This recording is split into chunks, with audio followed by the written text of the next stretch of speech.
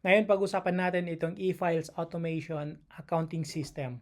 A powerful, hassle-free tool with advanced formula for real-time and accurate profit computations. Meron tayong dalawang Google Sheets. Ito yung dashboard kung saan tayo nag-encode ng mga orders. Pangalawa, ito yung accounting sheets.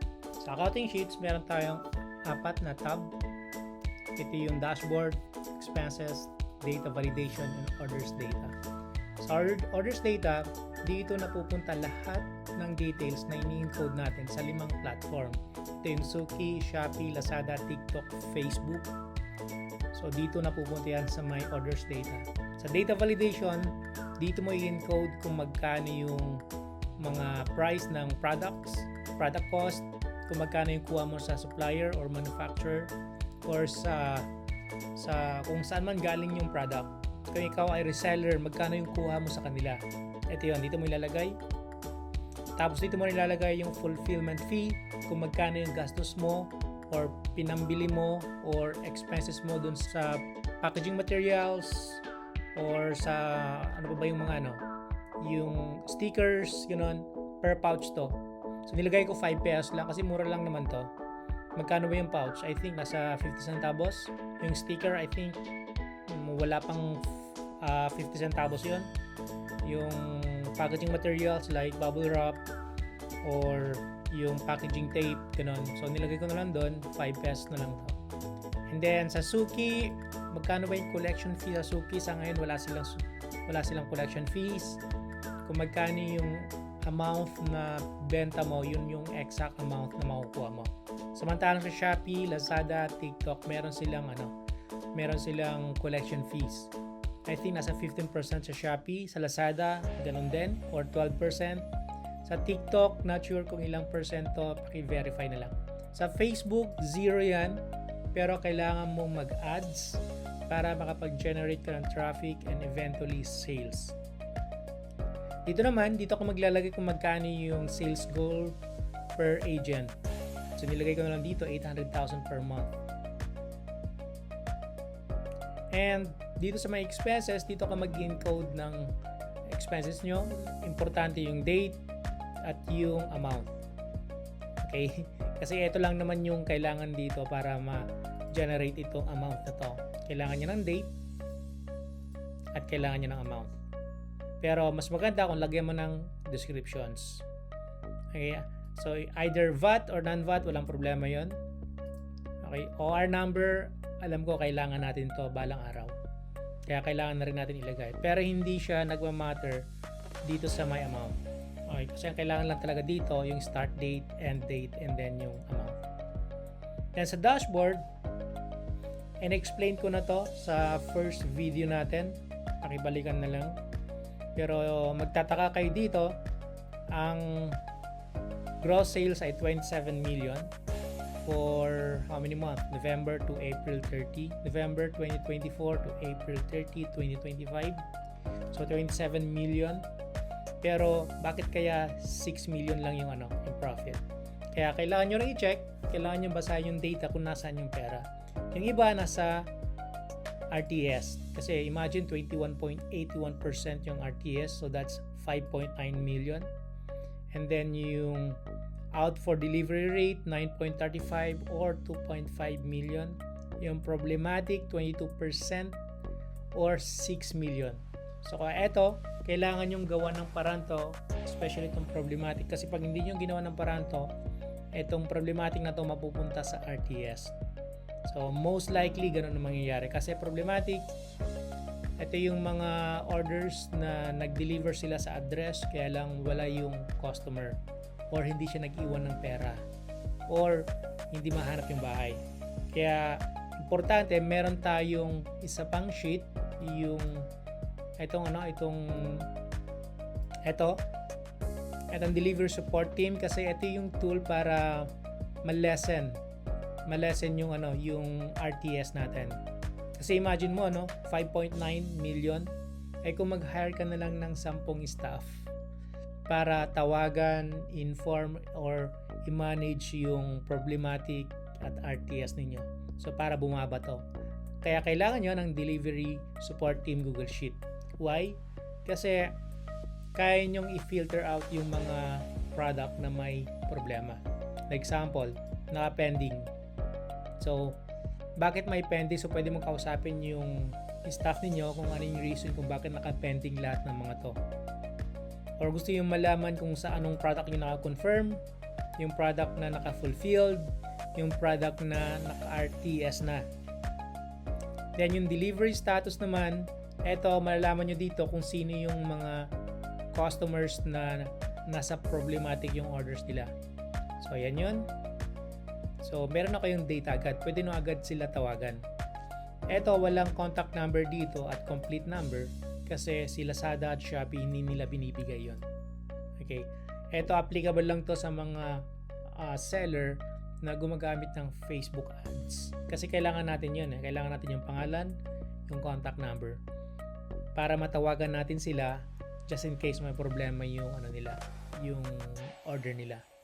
So, yung store, anong store, yung Glow Up, Click One, One Stop Shop, anong mga product mga yon, yung lahat ng confirm, anong product, lahat ng RTS receive, anong product, Regius Plus, Healthy Glow Gold, so anong courier, so at least dito malalaman nyo kung sino yung courier na mas maraming RTS, yan, so 476,000 from February 1 to April 30, si Shopee 396. Okay. Agent, kung sino yung mga sales agent nyo. Kasi balita ko may mga sales agent na nagpapasok na lang sila ng order na hindi nila bini-verify ng maayos. Okay. Kaya importante malalaman din natin to. Kung sino yung pending, ano yung mga pending confirm, in transit, problematic, out for delivery, and etc. Meron din tayong platform. So, sa Facebook, sa Suki, Shopee, Lazada, TikTok, and Facebook. Kaya napaka-importante ito kasi ito yung tool na pwede natin gamitin para bumaba yung ating problematic rate natin at yung RTS rate natin. Kasi kung sabihin na natin ma-recover natin yung kalahati ng 6 million, that's 3 million. Kalahati ng 6 plus 5 o 6 plus 6, 6 million pa rin yun. So imagine nyo, so eto 6.8 yung profit at madadagdag ng another 6 million dahil nag-hire ka ng additional 10 staff na tututok dun sa mga problematic parcels mo at RTS. So malaking tulong yun yung natin, itong delivery support team Google Sheet natin. Anyway, focus tayo dito sa may accounting sheet. Ano ba yung mga advanced feature? Ano ba yung advanced formula? So ito yun. Ito yung advanced formula natin, yung product cost, fulfillment fee, commission fee, or gross profit. So automatic na yan na nagko-compute yan. So wala na kayong gagalawin dyan. Maliban na lang dito sa may data validation. Kasi kayo ang maglalagay kung magkano yung price nyo. Yan. Lahat na naka-highlight, kailangan yung lagyan. Okay? So, dati kasi ang ginagawa kasi natin, pag may order na let's say alkaline sea, hahanapin pa natin magkano yung or kailangan natin i-memorize kung magkano yung alkaline sea. Pero dito, automatic na siya. Okay? Automatic na. Pero yung commission fee, hindi siya nag-compute kasi wala ka nilagay na SRP.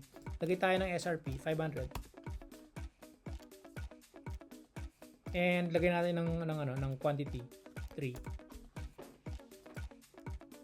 Tapos wala pa yan kasi hindi pa tayo naglagay ng platform kasi depende kasi yung computation sa platform. Let's say Facebook.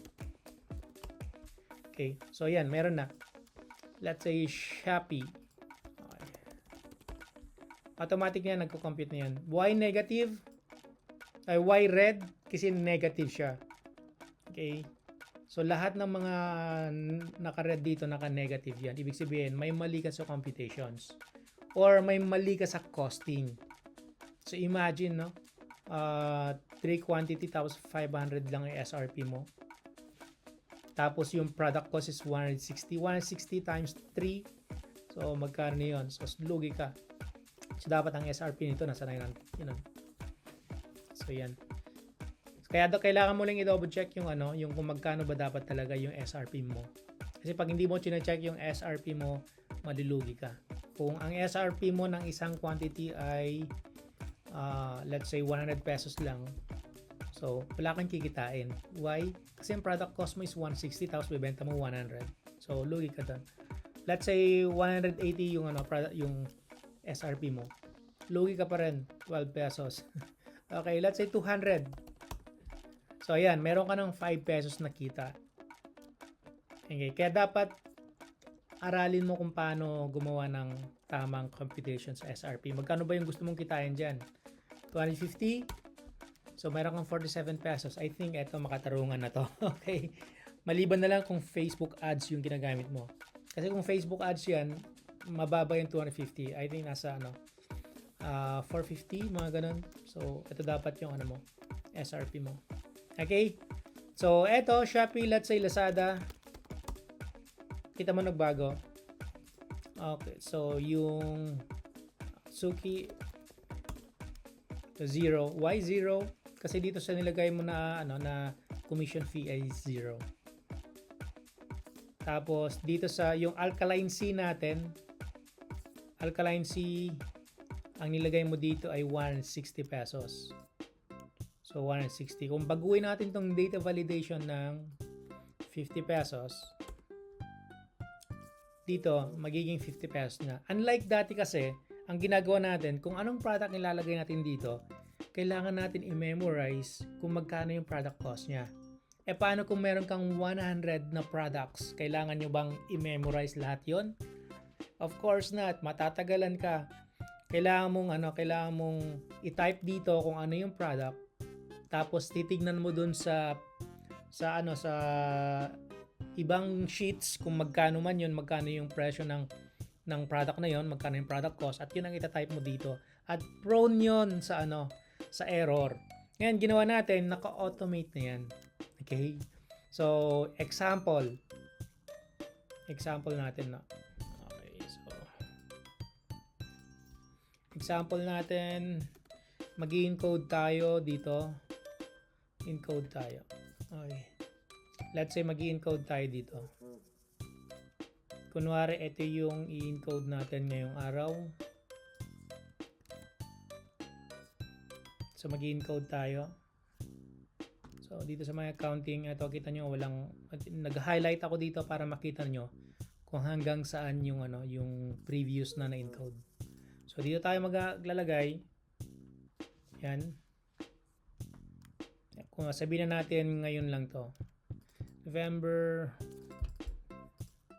April 7.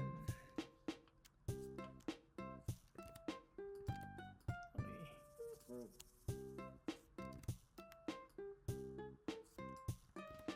Yan. April 7. Okay. Yan, punta tayo sa may accounting. Makikita nyo, nag-encode na rin siya. Okay. At nag-compute na siya ng kung magkano yung profit mo.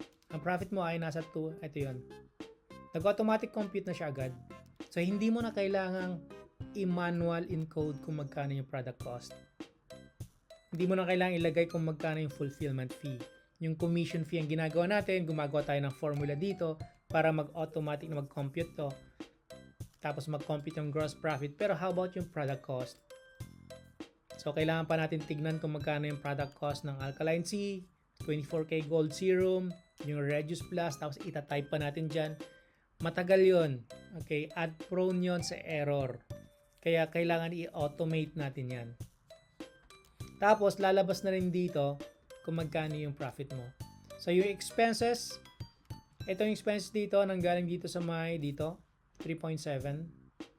So, kung babaguhin natin yung date, let's say December or January 1, so 1.9, pagdating dito sa expenses, 1.9 na rin yan. So, kung gusto mong baguhin to ng February, So 980,000 yung expenses for February, 980,000. Kaya ano pa ba yung hahanapin mo dito? Andito na yung complete dashboard computations ng accounting department natin. So in real time, makikita mo kung magkano yung profit ng company. Dati, kailangan kong mag-request magkano ba yung kinita natin this week. So kailangan pa nilang i-compute siguro mga habot pa ng maghapon yun paano sila bago nila ma-compute kasi sobrang dami ng data. So biro mo yan, ima-manual encode pa nila to kung magkano yung product cost para lumabas na yung gross profit. Pero ngayon, automated na. So yung accounting department mo, hindi na kailangan i-type ito. Why? Kasi naka-link na ito, naka-automate na to, automatic na nag-encode na to. Once na nag-encode yung encoder natin dito sa sheet na ginagamit nila. Ang galing, di ba? So, ito yung powerful na advanced formula sa inventory sheet natin. So, kung meron kayong questions, i-message nyo lang kami sa aming Facebook page para makausap kayo ng aming accounting department or sales department. Salamat and God bless.